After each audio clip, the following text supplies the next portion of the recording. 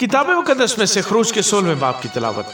फिर वो एलीम से रवाना हुए और बनी इसराइल की सारी जमात मुल्क मिस्र से निकलने के बाद दूसरे महीने की 15वीं तारीख को सीन के बियाबान में जो एलीम और सीना के दरमियान है पहुंची।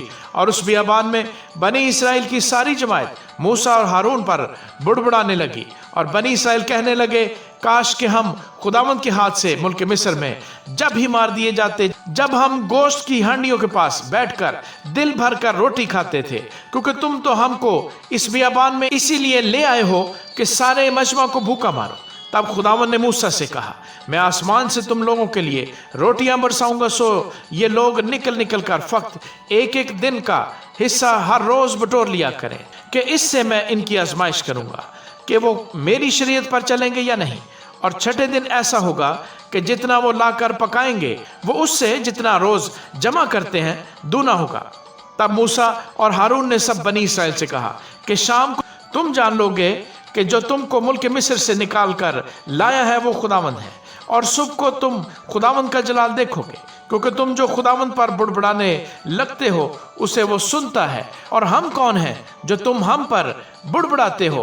और मूसा ने यह भी कहा कि शाम को खुदावंद तुमको खाने को गोश्त और सुबह को रोटी पेट भर के देगा, क्योंकि तुम जो खुदावंद पर बुड़बुड़ाते हो उसे वो सुनता है। और हमारी क्या हकीकत है? तुम्हारा बुड़बुड़ाना हम पर नहीं बल्कि खुदावंद पर है। फिर मूसा ने हारून से कहा कि बनी इसराइल की सारी जमात से कह कि तुम खुदावंद के नजदीक आओ, क्योंकि उसने तुम्हारा बुड़बुड़ाना सुन लिया है। और जब हारून बनी इसराइल की जमात से ये बातें कह रहा था तो उन्होंने बियाबान की तरफ नजर की और उनको खुदावंद का जलाल बादल में दिखाई दिया। और खुदावंद ने मूसा से कहा, मैंने बनी इसराइल का बुड़बुड़ाना सुन लिया है, तो तू उनसे कह दे कि शाम को तुम गोश्त खाओगे और सुबह को तुम रोटी से सेर होगे, और तुम जान लोगे कि मैं खुदावंद तुम्हारा खुदा हूँ।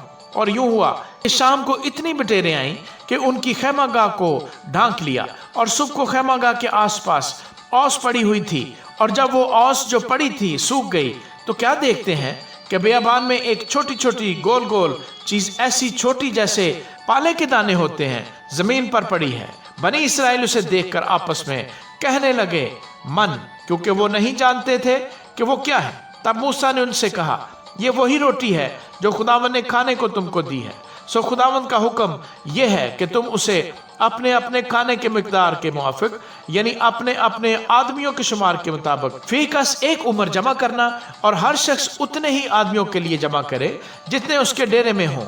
चुनाचे बनी इसराइल ने ऐसा ही किया, और किसी ने ज्यादा और किसी ने कम जमा किया। और जब उन्होंने उसे उम्र से नापा तो जिसने ज्यादा जमा किया था कुछ ज्यादा ना पाया, और उसका जिसने कम जमा किया था कम ना हुआ।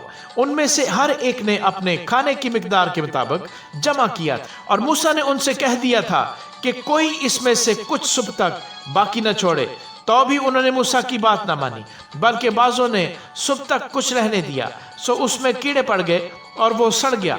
सो मूसा उनसे नाराज हुआ, और वो हर सुबह को अपने अपने खाने की मिकदार के मुताबिक जमा कर लेते थे, और धूप तेज होते ही वो पिघल जाता था। और छठे दिन ऐसा हुआ कि जितनी रोटी वो रोज जमा करते थे उससे दूनी जमा की, यानी फीकस 2 उम्र। और जमात के सब सरदारों ने आकर ये मूसा को बताया। उसने उनको कहा कि खुदावंद का हुक्म यह है कि कल खास आराम का दिन, यानी खुदावंद का मुकद्दस सब्बत है। जो तुमको पकाना हो पका लो, और जो उबालना हो उबाल लो, और वो जो बच रहे उसे अपने लिए सुबह तक महफूज रखो। चुनाचे उन्होंने जैसा मूसा ने कहा था उसे सुबह तक रहने दिया, और वो ना तो सड़ा और ना उसमें कीड़े पड़े। और मूसा ने कहा कि आज उसी को खाओ, क्योंकि आज खुदावंद का सब्बत है, इसलिए वो आज तुमको मैदान में नहीं मिलेगा। 6 दिन तक तुम उसे जमा करना, पर 7वें दिन सब्बत है, उसमें वो नहीं मिलेगा। और 7वें दिन ऐसा हुआ कि उनमें से बाज आदमी मन बटोरने गए, पर उनको कुछ नहीं मिला। तब खुदावंद ने मूसा से कहा कि तुम लोग कब तक मेरे हुक्मों और शरीयत के मानने से इनकार करते रहोगे? देखो, चुनाचे खुदावंद ने तुमको सब्बत का दिन दिया है, इसीलिए वो तुमको छठे दिन 2 दिन का खाना देता है। सो तुम अपनी अपनी जगह रहो, और 7वें दिन कोई अपनी जगह से बाहर न जाए। चुनाचे लोगों ने 7वें दिन आराम किया, और बनी इसराइल ने उसका नाम मन रखा। और वो धनिये के बीज की तरह सफेद, और उसका मजा शहद के बने हुए पोए की तरह था। और मूसा ने कहा, खुदावंद ये हुक्म देता है کہ اس کا ایک عمر بھر کر اپنی نسل کے لیے رکھ لو، تاکہ وہ اس روٹی کو دیکھے جو میں نے تم کو بیابان میں کھلائی جب میں تم کو ملک مصر سے نکال کر لایا۔ اور موسیٰ نے ہارون سے کہا، ایک مرتبان لے اور ایک عمر من اس میں بھر کر اسے خداوند کے آگے رکھ دے، تاکہ وہ تمہاری نسل کے لیے رکھا رہے۔ اور جیسا خداوند نے موسیٰ کو حکم دیا تھا اسی کے مطابق ہارون نے اسے شہادت کے صندوق کے آگے رکھ دیا تاکہ وہ رکھا رہے۔ اور بنی اسرائیل جب تک آباد ملک میں نہ آئے، یعنی 40 برس تک من کھاتے رہے، الغرض جب تک وہ ملک کنعان کی حدود تک نہ آئے من کھاتے رہے، اور ایک عمر ایفا کا 10واں حصہ ہے۔ آمین۔